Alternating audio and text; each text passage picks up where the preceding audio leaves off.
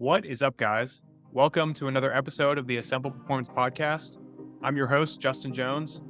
Whether I'm hitting the trails, training for an ultramarathon, or pushing my limits in the gym strength training, I've always been fascinated by what drives us to perform at our best. This podcast is for everyone, from the serious endurance, strength, or hybrid athlete to the outdoor enthusiast who wants to live life to the fullest. I believe that peak performance is an assembly of physical training, mental fortitude, emotional health, and social support. Whether you're training for a sport or viewing life itself as the ultimate athletic event, join me in redefining limits and living a life full of challenges and adventure. Let's get into today's podcast.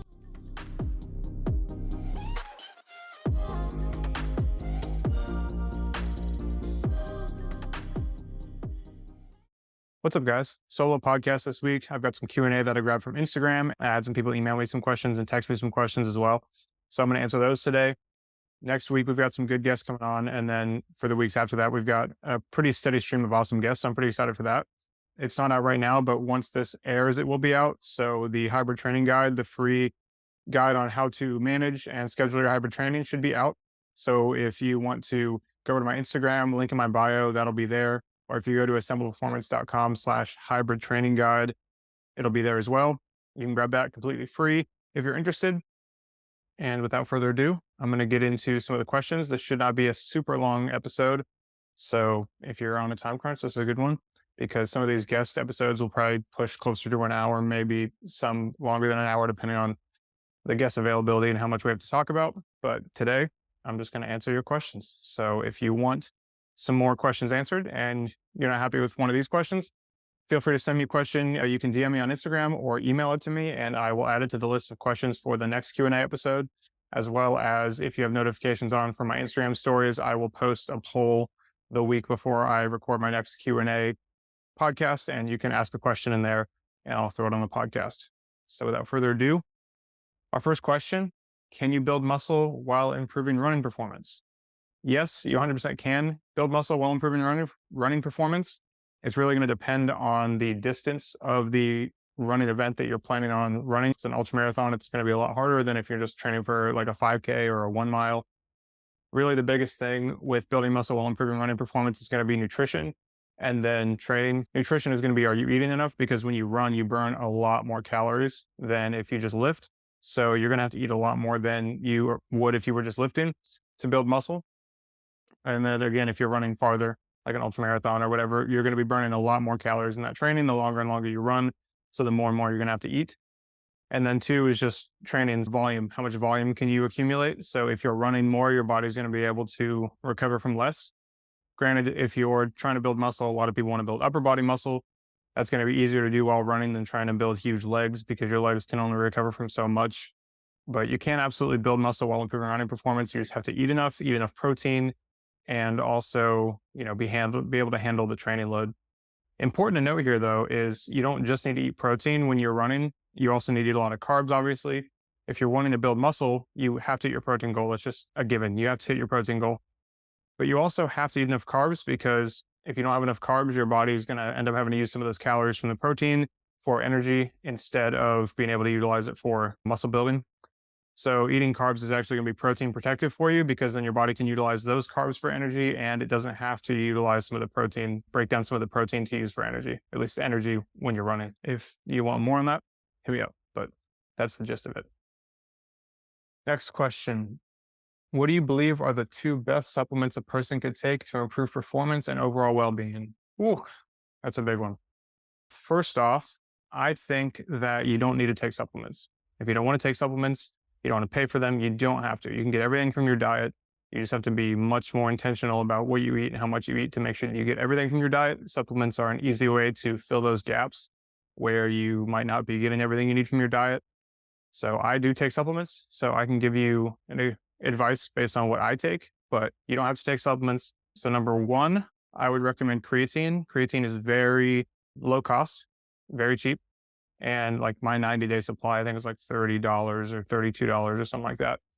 Pretty cheap. You just take it every day. If you don't want to take a supplement though, you can get creatine through your food, primarily through like meats. So if you want to be sure you eat enough, you're going to have to be intentional about that. I take creatine because I just know that no matter what, I'm going to have enough creatine for the day. If I take it, it's real easy. It's flavorless. I just dry scoop it. So put a little water in my mouth, dry scoop it, and then drink some more water. You can mix it in water, do whatever you want. But creatine is going to be the number one just because it's super cheap. One of the most studied supplements. There are no negative side effects that have been found in decades of researching creatine, except for you might call it negative, a 1 to 3% body weight gain, but that's due to water weight in your muscles. So it's intramuscular and it goes away as soon as you stop taking it. I think that's pretty negligible. I don't even think that's a negative, even for ultra endurance runners, unless, if you're training for like a 100-mile race, maybe you might want to stop taking creatine like a week before your race, because at that point, every pound counts. I mean, if I was running a 100-mile race, I probably wouldn't stop taking creatine. It's up to you. And then second one I would say would be whey protein. Whey protein, a lot of dietitians I talk to don't even consider it to be a supplement. They consider it a whole food because it's a complete protein. If you get certain brands of whey protein, it's going to have actually the amino acid profile on the side next to the nutrition facts. Not all of them do, but some of them do. You don't need to take whey protein. You can just make sure you eat plenty of protein throughout the day. I like whey protein because it's a super easy way to get all your protein in and there's not like too many calories. So if you're counting calories and you're kind of in a calorie restricted state, it helps. Otherwise, it just helps me get all my protein in and not feel super full because I eat a good amount of protein. I shoot for 1 gram per pound of body weight personally. So I'm eating roughly 200 grams of protein a day, which is a good amount of protein. It can be really hard to get that because I just feel so full. So whey protein, super easy. The whey protein I take, Thorne, it's, I think, 22 grams of protein per scoop, and it's 100 calories, tastes good, chocolate, mixes up. Again, don't have to do it, but that would be my recommendation. Those are pretty much the 2 supplements I take on a regular basis. I also take fish oil and vitamin D in the winter, but I'm kind of inconsistent sometimes with the fish oil and the vitamin D. So really creatine and whey protein are the way to go there. But again, you can get everything from your diet if you don't want to take supplements. Remember, the supplement industry is a very expensive industry. They, if you walk into a GNC, they try to sell you everything. They try to tell you, this is wrong with you, this is wrong with you, you need these things. You don't need any of those things. You're not inherently broken. Your body's pretty resilient and smart and can do a lot with what it's given, even if it's not given the right nutrients. Just the fact that we can stay alive when people definitely don't get all their nutrients in.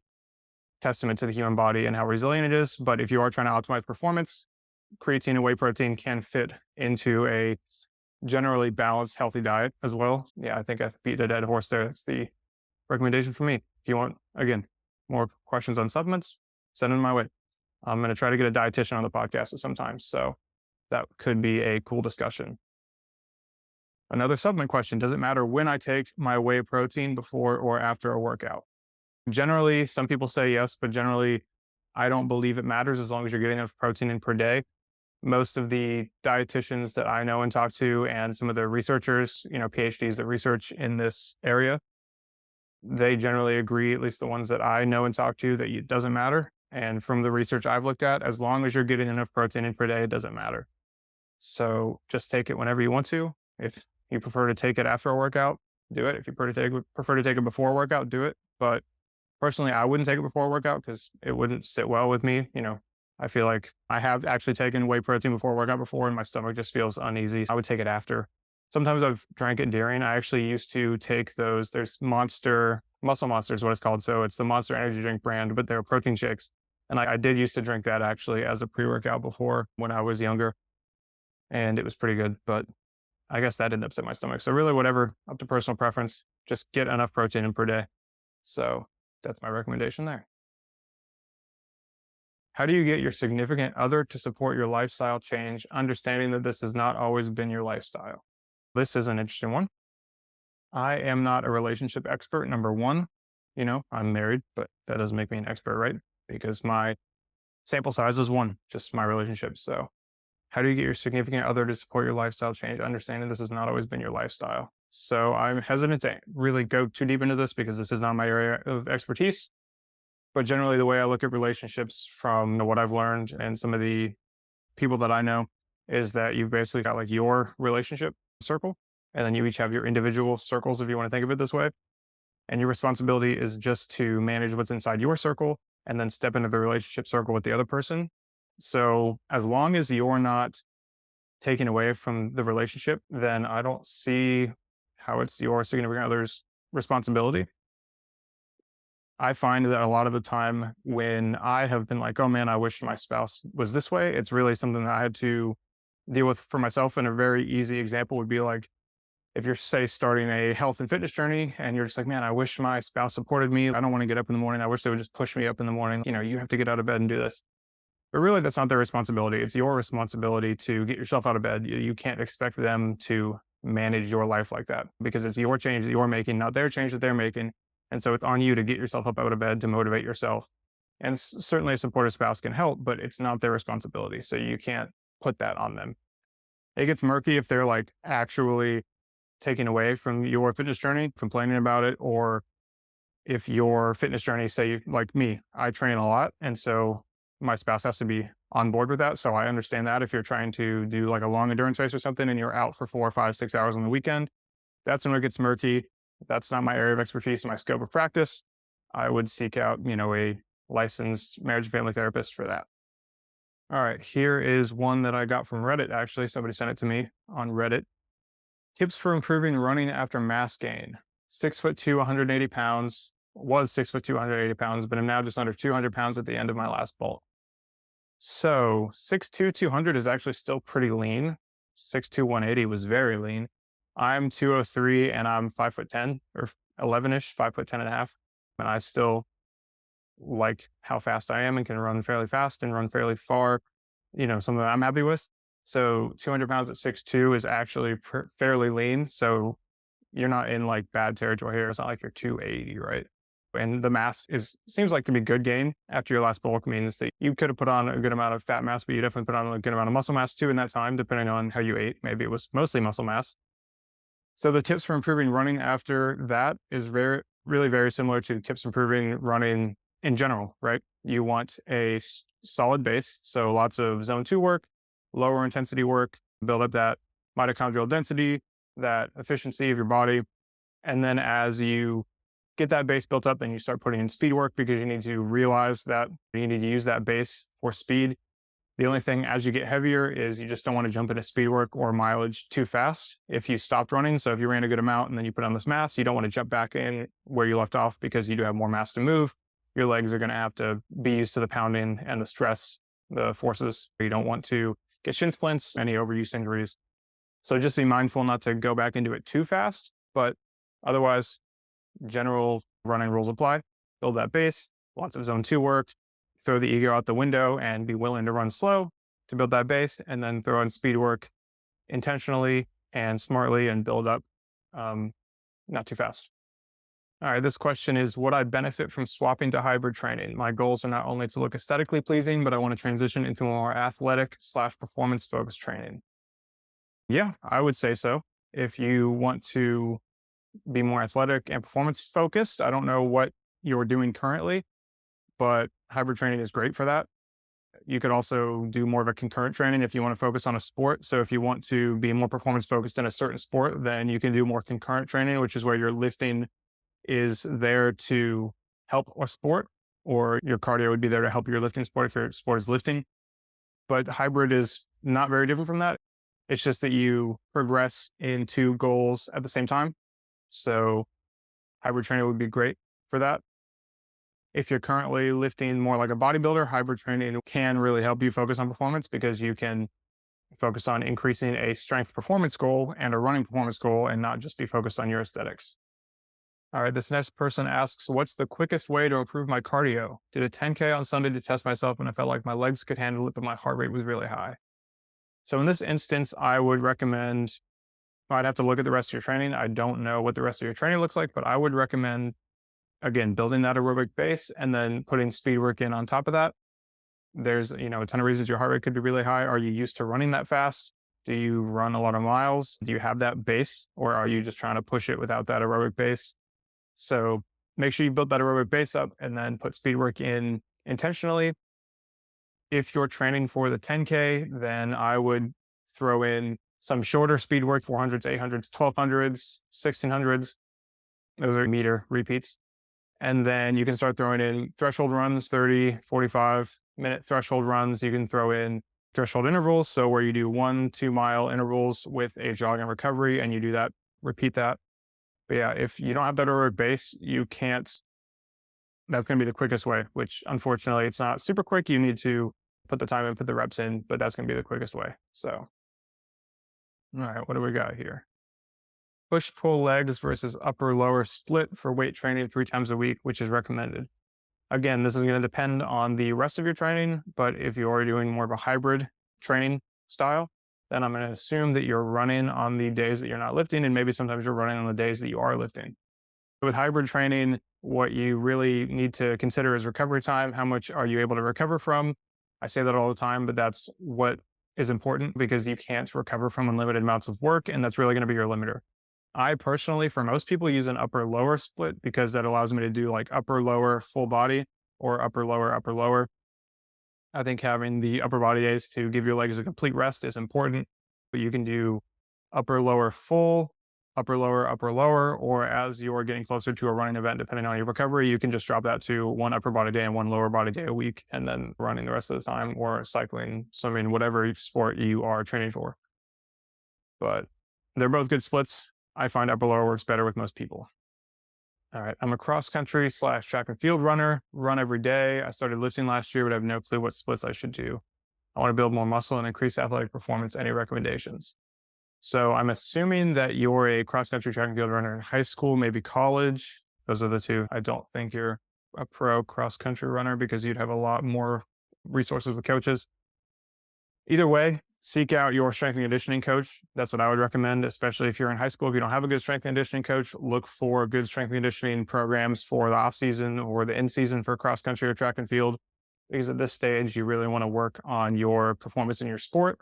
And that's not going to be really a hybrid methodology. That's going to be more what we call concurrent methodology, where you train, or your training in the weight room is there to support your cross country and your track and field performance. That's what I would recommend. See how good you can get at running and lift for that. And so that's going to be much more traditional periodization. So you've got an off season, a preseason, an in season, a postseason, right? For cross country and track and field. If that's a lot, you can send me a message and I'd be happy to answer more in depth, help you find some resources if you don't have a good strength and conditioning coach where you're at, especially if you're in high school.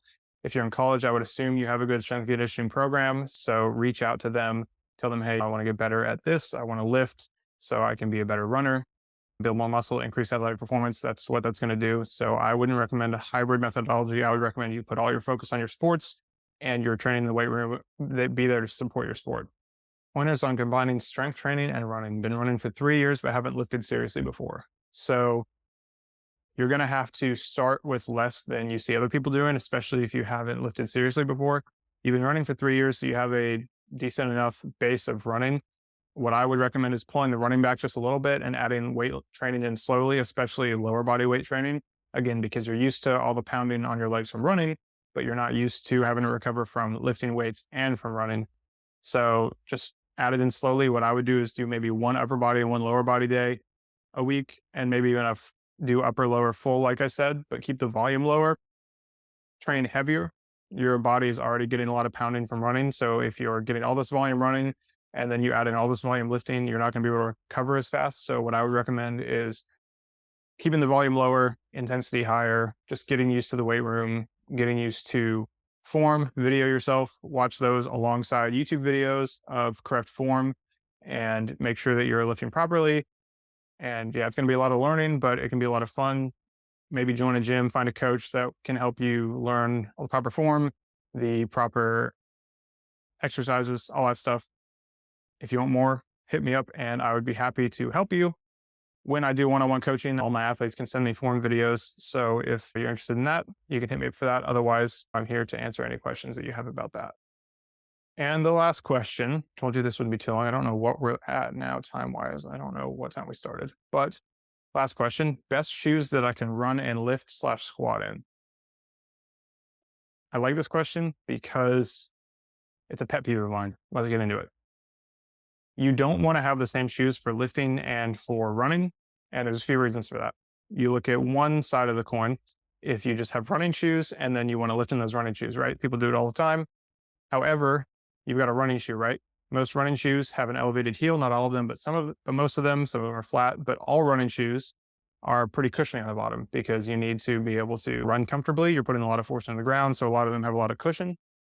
When you lift, you don't want cushion like that. When you lift, you want to be in contact with the ground so that you can feel the ground and you don't want to move. So if you look at weightlifting shoes, some of them, they have an elevated heel, but they're hard, like very hard. I don't know if you've ever put them on, but some of them are fairly heavy and they're very hard.